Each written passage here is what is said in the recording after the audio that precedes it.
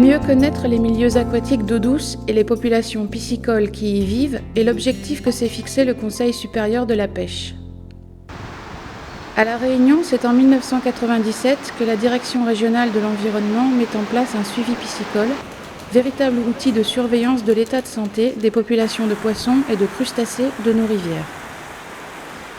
Première étape de l'échantillonnage, la sectorisation sert à caractériser les stations représentatives du cours d'eau.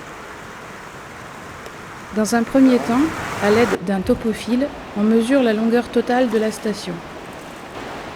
Le télémètre, quant à lui, sert à mesurer la largeur de la rivière. L'émetteur envoie des ondes qui sont captées par le récepteur. Redis-le. Selon le temps mis par l'onde à passer d'un appareil à l'autre, la distance en est déduite. C'est ici en fait. Ces informations sont précieusement notées, de même que la description des différents faciès de la station, c'est-à-dire les zones calmes, rapides, les cascades ou encore les radiers. Le choix des ambiances qui seront échantillonnées sera fonction des fréquences d'apparition des différents faciès de la station.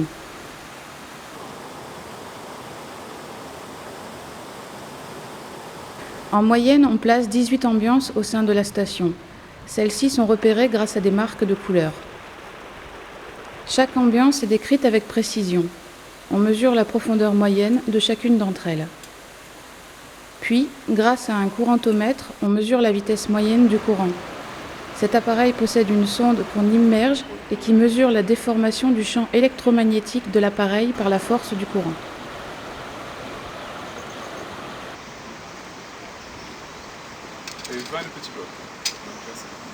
Enfin, la granulométrie de l'ambiance est décrite. On sait alors si l'ambiance est composée de sable, de roches ou plutôt de gros blocs. Toutes ces informations serviront à étudier les milieux que préfèrent les poissons de nos rivières.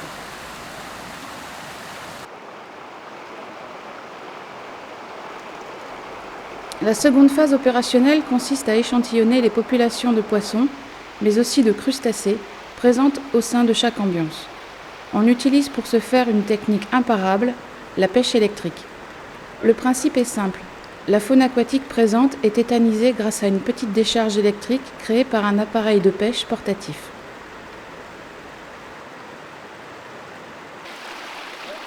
Cet appareil est composé d'une batterie, d'une cathode immergée et immobile et d'une anode plongée dans l'eau par l'opérateur.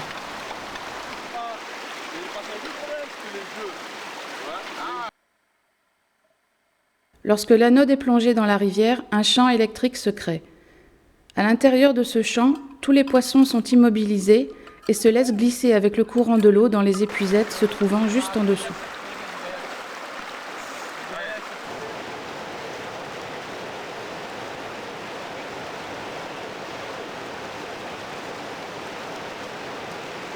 Les poissons, tétanisés, ne ressentent que très peu le courant électrique lors de cette manipulation.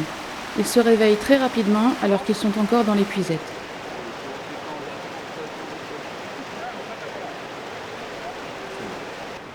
Tous les poissons et crustacés collectés à l'aide de la pêche électrique sont amenés sur l'atelier de biométrie.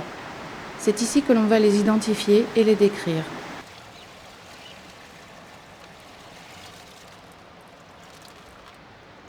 Dans un premier temps, on endort les poissons avec un anesthésiant. Quelques gouttes suffisent et permettent une manipulation plus facile de ces animaux. On identifie l'espèce ainsi que le sexe. On mesure chaque individu grâce à une petite règle et on le pèse. 79 mâles. SIC 55 mâles. SIC 56 femelles. Toutes les informations récoltées lors de la biométrie sont minutieusement notées et conservées pour être par la suite interprétées.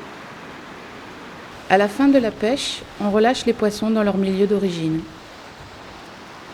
Grâce à cette méthode d'échantillonnage, on peut maintenant évaluer la richesse de nos rivières. Mieux connaître les milieux aquatiques d'eau douce et ses peuplements, c'est un pas vers une protection plus efficace de notre patrimoine naturel.